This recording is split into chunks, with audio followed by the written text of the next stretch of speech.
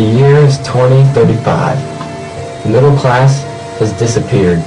The age of the singularity has begun, when artificial intelligence has passed the brain capacity of the smartest human 3 years ago. The computers have devised a method for supercomputers to be implanted into the brain and stimulate human intelligence. You are watching the first implantation of a supercomputer chip into a human brain. This has brought death to the middle class, because the very rich are the only people who can afford to have this new state-of-the-art brain surgery. Anyone incapable of paying for the brain surgery will fall down the hierarchy of America's society because their intelligence no longer matches that of the elite. Even if they would be considered genius by standards of 2009, their intelligence is now useless and obsolete. This evolution has created a society of the brains and the hearts. The brains are the rich elite who strive for the advancement of knowledge and technology. They have lost their enthusiasm for life and have totally lost the meaning of carpe diem. The heart society still enjoys life to the fullest.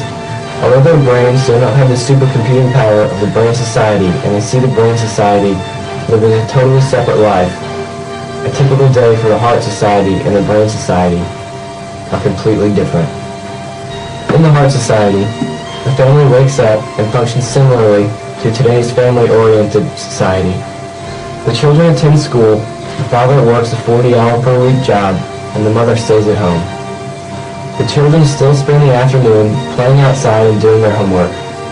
After eating a homemade dinner, the family has a game night together. The brains have been programmed to wake up at 7:30 a.m. every single morning. They wake up to a ready breakfast, consume breakfast, and then begin their daily clockwork. Dad works on a treadmill in a virtual reality world as if he were running alongside the runners in the Boston Marathon.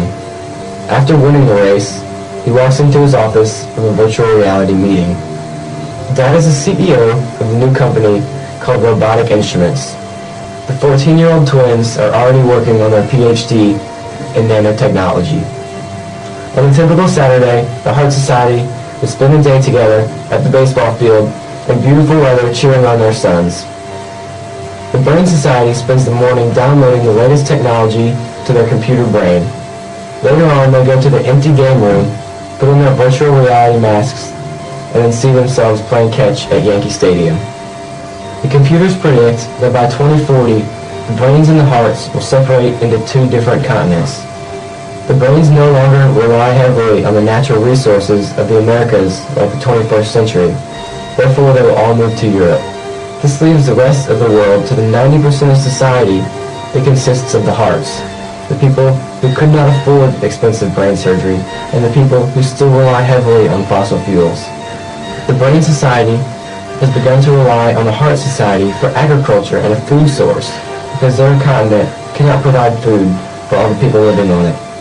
And the hearts rely on brains for technology innovations. Inside the Earth, there will become two societies that are polar opposites, the Brain Society and the Heart Society.